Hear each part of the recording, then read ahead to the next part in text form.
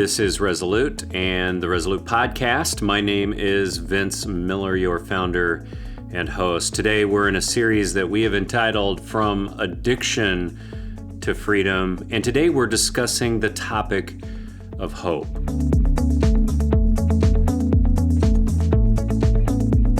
Men, welcome to the program. If this is your very first time tuning in, well, thank you so much for joining us. Our mission at Resolute is to disciple and develop men to lead.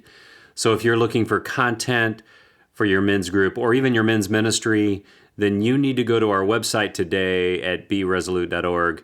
We have a number of great tools for men who are leading other men, including a few new small group series that we know that your men's group would really enjoy. But now, gentlemen, let's dive in. Today I'm joined again by Joel Carlson, who himself is moving from addiction to freedom in his own life. Joel has been an inspiration to me and has written down a number of his thoughts on what it looks like to do just that, to move from addiction to freedom. Joel has said some words that have really impacted me in my own life, and I hope through this series that they're impacting you as well. We're just going to continue with that today. So Joel, welcome again to the show. Great to be with you, Vince. So I have just loved this series with you. We're just trying to help people move from addiction to freedom.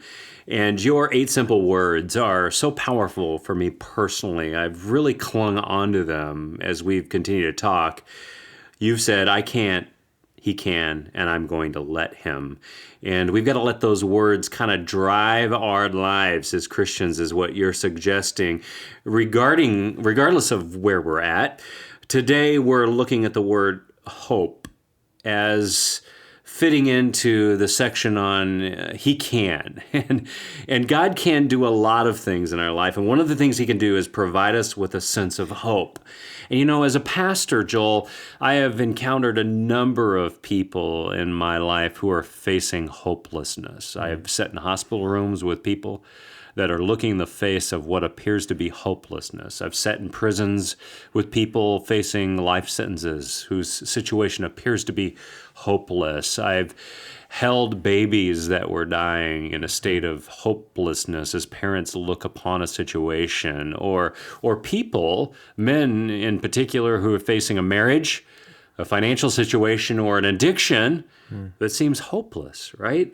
You are suggesting today that hope is a big piece of the words he can, that God can. Tell us, is there a time in your journey here when hope really began to enter into your situation? There is. It really comes from when I was in treatment, when I recognized that I had hit my rock bottom, that I needed help, that I needed a switch. When I recognized that drinking wasn't the problem, it was my thinking and my character and who I was. And I went through 45 days of intensive treatment. I got beat up. I was ripped apart and put back together, but it was the best thing that happened to me. And when I left treatment, I remember walking into those doors 45 days earlier, feeling really scared, unsure of what I was getting myself into, but then walking out with a whole different feeling. Not everything had been improved. There were still a lot of things I knew were ahead of me, and I knew really that the work was about to begin. But I had this overwhelming feeling of peace and of hope, because I first of all knew that God was now in the center of my life. I had really spent those 45 days in the Word, surrendering to him, recognizing that he needed to be in control. I had moved from that insecurity that we talked about into the state of hope and having God in the center. And so I had a real renewed and new sense of hope, knowing that things were going to be different. And it was a really, really cool feeling. Okay, so I'm imagining this moment as I'm feeling it with you right now, Joel. And here's how I'm hearing it. That when you went into treatment, you really didn't know what to expect, right?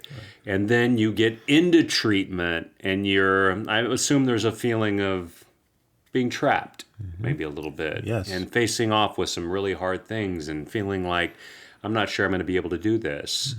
and you start kind of unraveling the hairball a little bit, one little string at a time, right? And then all of a sudden you hit this moment of hope. And what was that hope about specifically? Was the hope about your relationship with others in the future? Was the hope about your business in the future? Was the hope about being able to break the cycle of addiction? Was the hope about building new character, renewed relationships with family, with your children? What was the hope really about? Well, the short answer to that is yes, but All the above, all of right? the above. But the real answer is that I had hope because I, for once, realized that all the things that I had thought were important in my past no longer mattered to me. And the feeling of knowing that what was important to me was my relationship with Christ, my relationship with my father, my relationship with my kids, being a man of integrity. And the hope was that I actually knew that I could be that person, that I could be the best dad I could be, the best son I could be, not knowing at the time I'd be getting married, but hoping that someday I could be the best husband I could be. So here's what I'm hearing then. I'm hearing that there was something about being in a situation where you're forced to deal with some things that realigned or reoriented your values, right? For sure. So deeply that all of a sudden the things that weren't valuable to you became things of deep value, and you saw the potential to resurrect things in your life or to build something new in your life out of those values, and that gave you hope. I'm a real big quantity versus quality person. And in my past, quantity, especially as it related to people, friends, golf partners, whatever it was huge to me. Having a lot of that. There wasn't a whole lot of quality in a lot of those relationships. And when I walked out of treatment, I knew that the quantity of my relationships was going to be much smaller, but that was okay because I knew that the quality was going to be so much deeper, and it has been. The people in my life now are genuine and true, and they love me for who I am, faults and all. They love me for who I am. Those are the things that I could never reconcile in the past. I thought the more the merrier. So it's things like that that gave me this renewed sense of hope that the way I was doing things and the way that I was thinking just wasn't right. But now today, I knew that it was okay that I wasn't going to have as many people in my life. But those people were going to make up for everything because they were so genuine to me and to who I am and gave me so much quality in the man that I wanted to be. It's hard to explain what hope feels like unless you actually feel it. Yeah. But it's a really, really fantastic feeling. And I just charged out of treatment with a lot of excitement because I knew it was going to be good. Yeah, so I love this because I think that it sounds like you had a real carefrontation with your old self, man. Exactly, yeah. I mean, you just went into a wrestling match with yourself and discovered that God really had to reorient your values, things that were important to you. Yeah. He had to drive those values a little bit deeper into things of real value, not just your overinflated ego and how big your business was or how low your golf score was or how cool your car was or where you took vacations. He's saying, wait, there's other things here and things of greater quality, right? Like you say, that had more value. And then along those lines is when those values are changing, it sounds like your mindset is taking a turn. And because of that fresh mindset, you feel like you got a fresh start and you start to feel this hope, right? It's such a fantastic feeling. And the reality is that even though I knew that what was ahead of me, not all of it was going to be great. And as you put it, it could reverse me back into a state of hopelessness. It didn't matter because I knew now that I could accept those things going ahead, that my mind was clear, that my focus was on Christ. And by being a man of this humility and honesty and integrity, and then having all my priorities in order, the hope just kind of overwhelmed me. It just felt so good. And it really got me to the point where I never, ever want to consider going back to being the man I once was. Not going back to drinking is the obvious thing that I don't want to do, but it's just a daily inventory that I love to take with myself, saying, where did I fail today? Did I deceive anyone? Was I dishonest? What did I do good? And those are things I would never do in the past because I was so delusional thinking everything was perfect. I had everything I wanted, but those priorities were so out of line. I didn't see how bad it was until I got to the other side, and I felt so much different leaving there. And so far, so good today, at least. I'm on that right path. I love that you're humble about that. And appropriately tempered in that, right? We got to always keep these things in balance, but it seems like it's a matter of what you fill your life up with, right? So you filled your life up with internal voices and external voices that were saying certain things to you.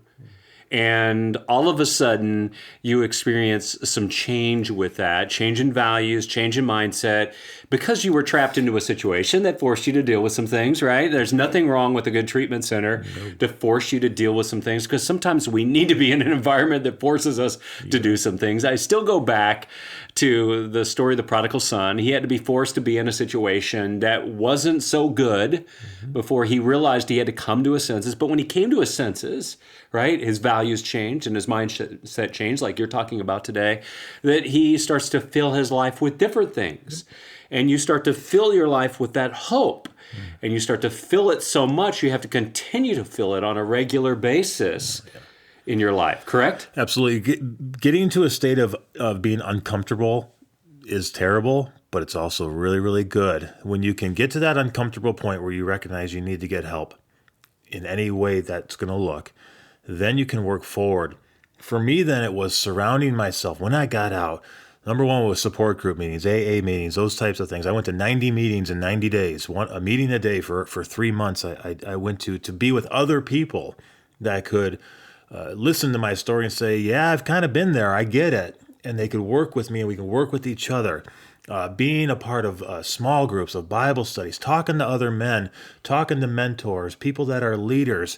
It wouldn't work if I wasn't honest with everything and telling my story and saying, this is what I did.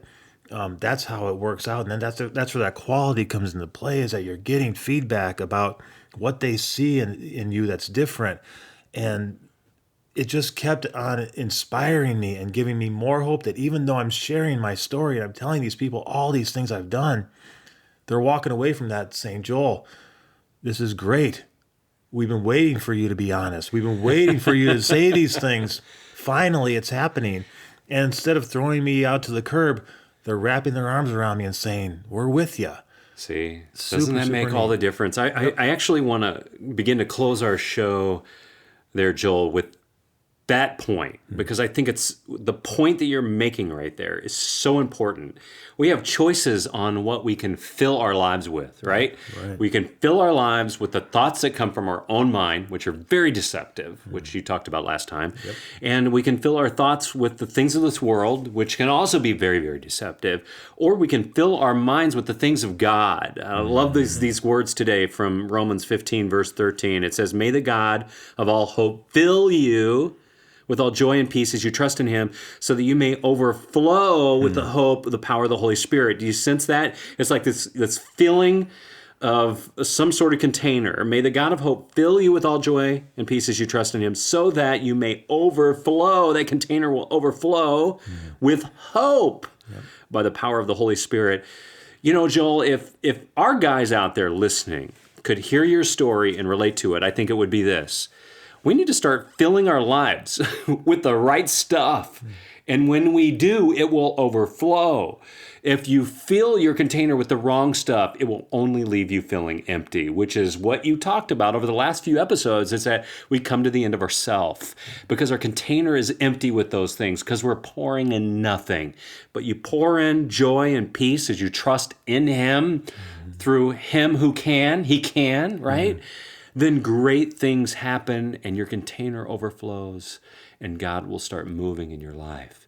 Because why? Well, he can. That's right. Nothing can be said to me by anyone. Any of you listeners, you could tell me anything you've done, and it would not shock me one bit.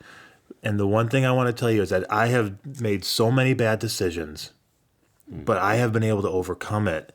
And this verse is so special to me because, first of all, it uses the word hope twice. And I love that because hope is such a good thing. But there are two other things in there, joy and peace. And Christ has given us one job in this verse, and that's to trust. We're going to talk about trust later. But think about all these things that he's going to give us with. He's going to fill us with joy, fill us with peace, and overflow us with hope. Mm-hmm. I think that's so neat. Nothing that you have done is not fixable. It can be fixed. And I am the poster child for that happening, that I could be the worst person that I was, but even then, God still picked me up and has now filled me with all this hope. So I want the guys out there to hear that today, that nothing is beyond God bringing you hope in your life. You may need hope today, and it's not beyond God's ability or power to give you that, to allow you to experience it, to fill you to overflowing. And so, guys, if you need that today, we just pray that you'd reach out to us. You would reach out to a pastor close to you or a friend close to you, and we'd challenge you to seek out his hope and to start filling the container of your life with God's hope. May the God of hope fill you today. Well, Joel, thank you again for being with us. Thank you, Vince. This was great. As we close, I want to remind you that we have great content for your men's group on our website, excellent small group videos, and participant handbooks that empower the men of your church to lead and equip them to build the men around them. Check it all out at beresolute.org, or if you like, you can just send me a direct email at info@beresolute.org. You know, if you send me a personal email, I will give you a trial membership so that you can just give it a spin for yourself, watch the videos, get comfortable with how it works. And to close, I hope you enjoyed this podcast today, but please know that the time that we spent together is worthless unless you act on it. So you got to do something today by getting off the bench and into the game. And I will see you right back here next time on another episode of the Resolute Podcast.